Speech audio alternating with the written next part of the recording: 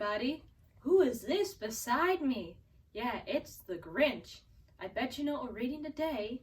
How the Grinch Stole Christmas by Dr. Seuss. And I wonder what's in our treasure chest today. There's the Grinch, his dog Max, and little Cindy Lou Who.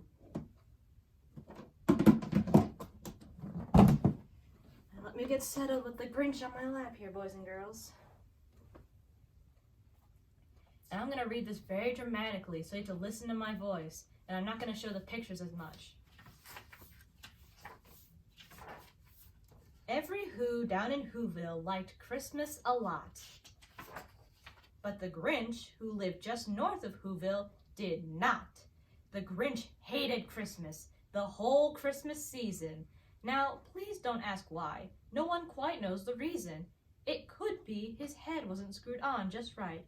It could be, perhaps, that his shoes were too tight.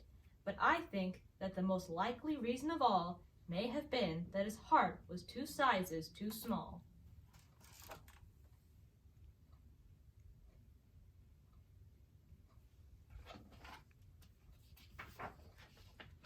But whatever the reason, his heart or his shoes, he stood there on Christmas Eve, hating the Whos, staring down from his cave with a sour, Grinchy frown at the warm lighted windows below in their town.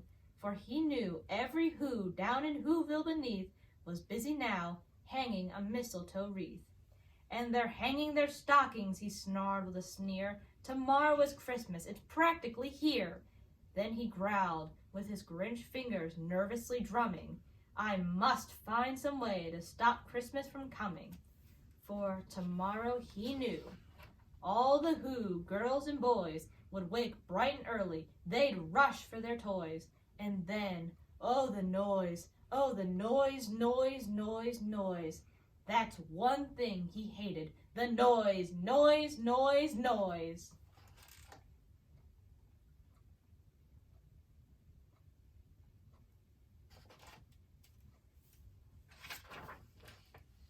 Then the Whos, young and old, would sit down to a feast, and they'd feast, and they'd feast, and they'd feast, feast, feast, feast. They would feast on Who pudding and rare Who roast beast, which was something the Grinch couldn't stand in the least. And then they'd do something he liked least of all. Every Who down in Whoville, the tall and the small, would stand close together with Christmas bells ringing. They'd stand hand in hand, and the Whos would start singing. They'd sing, and they'd sing, and they'd sing, sing, sing, sing. And the more the Grinch thought of this Who Christmas sing, the more the Grinch thought, I must stop this whole thing. Why, for 53 years I've put up with it now. I must stop this Christmas from coming. But how? Then he got an idea, an awful idea. The Grinch got a wonderful, awful idea. I know just what to do, the Grinch laughed in his throat, and he made a quick Santa Claus hat and a coat, and he chuckled and clucked. What a great Grinchy trick! With this coat and this hat, I look just like Saint Nick. All I need is a reindeer, the Grinch looked around. But since reindeer are scarce, there was none to be found. Did that stop the old Grinch? No. The Grinch simply said, if I can't find a reindeer, I'll make one instead. So he called his dog Max, then he took some red thread, and he tied a big horn on the top of his head.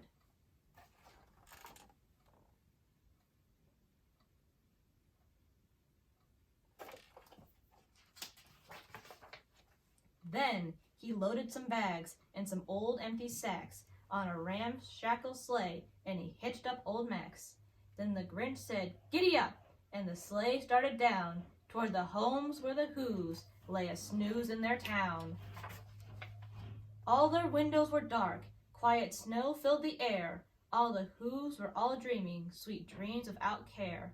When he came to the first little house in the square, this is stop number 1, the old Grinchy Claus hissed, and he climbed to the roof, empty bags in his fist. Then he slid down the chimney, a rather tight pinch. But if Santa could do it, then so could the Grinch. He got stuck only once, for a moment or two. Then he stuck his head out of the fireplace flue, where the little Who stockings all hung in a row. These stockings, he grinned, are the first things to go. Then he slithered and slunk, with a smile most unpleasant, around the whole room, and he took every present, pop guns and bicycles, roller skates, drums, checkerboards, tricycles, popcorn and plums, and he stuffed them in bags. Then the Grinch very nimbly stuffed all the bags, one by one, up the chimbley. Then he slunk to the icebox. He took the Who's feast. He took the Who pudding. He took the roast beast. He cleaned out that icebox as quick as a flash. Why, that Grinch even took their last can of Who hash. Then he stuffed all the food up the chimney with glee. And now, grinned the Grinch, I will stuff up the tree. And the Grinch grabbed the tree, and he started to shove, when he heard a small sound like the coo of a dove. He turned around fast, and he saw a small Who, little Cindy Lou who was no more than 2. The Grinch had been caught by this tiny Who daughter, who'd got out of bed for a cup of cold water. She stared at the Grinch and said, Santa Claus, why? Why are you taking our Christmas tree? Why?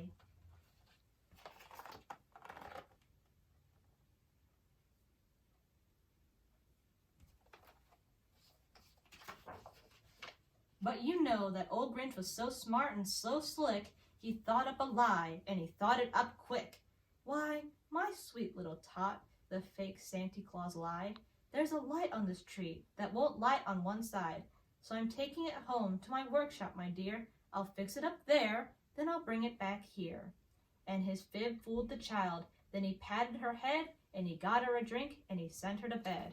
And when Cindy Lou Who went to her bed with her cup, he went to the chimney and stuffed the tree up. Then the last thing he took was the log for their fire. Then he went up the chimney himself, the old liar. On their walls he left nothing but hooks and some wire, and one speck of food that he left in the house was a crumb that was even too small for a mouse. Then he did the same thing to the other Who's houses, leaving crumbs much too small for the other Who's mouses. It was 1/4 dawn, all the Who's still abed, all the Who's still a snooze, when he packed up his sled. Packed it up with their presents, the ribbons, the wrappings, the tags and the tinsel, the trimmings, the trappings. 3,000 feet up the side of Mount Crumpet, he rode with his load to the tip-top to dump it. Pooh, pooh to the Who's, he was grinchiously humming. They're finding out now that no Christmas is coming.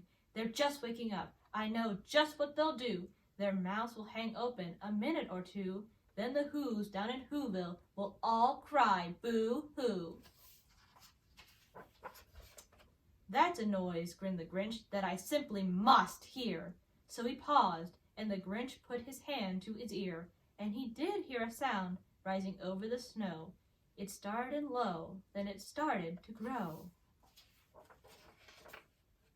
But the sound wasn't sad.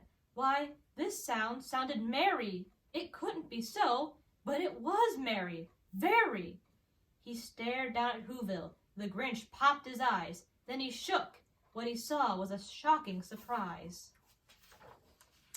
Every Who down in Whoville, the tall and the small, was singing without any presents at all. He hadn't stopped Christmas from coming. It came. Somehow or other, it came just the same. And the Grinch, with his Grinch feet ice cold in the snow, stood puzzling and puzzling. How could it be so? It came without ribbons. It came without tags. It came without packages, boxes, or bags. And he puzzled 3 hours till his puzzler was sore. Then the Grinch thought of something he hadn't before. Maybe Christmas, he thought, doesn't come from a store. Maybe Christmas, perhaps, means a little bit more.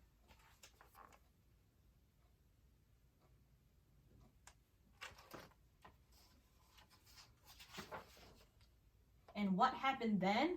Well, in Whoville they say that the Grinch's small heart grew 3 sizes that day, and the minute his heart didn't feel quite so tight, he whizzed with his load through the bright morning light, and he brought back the toys and the food for the feast.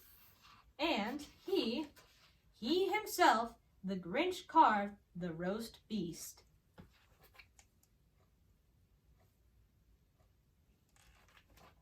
The end. I hope you all enjoyed How the Grinch Stole Christmas.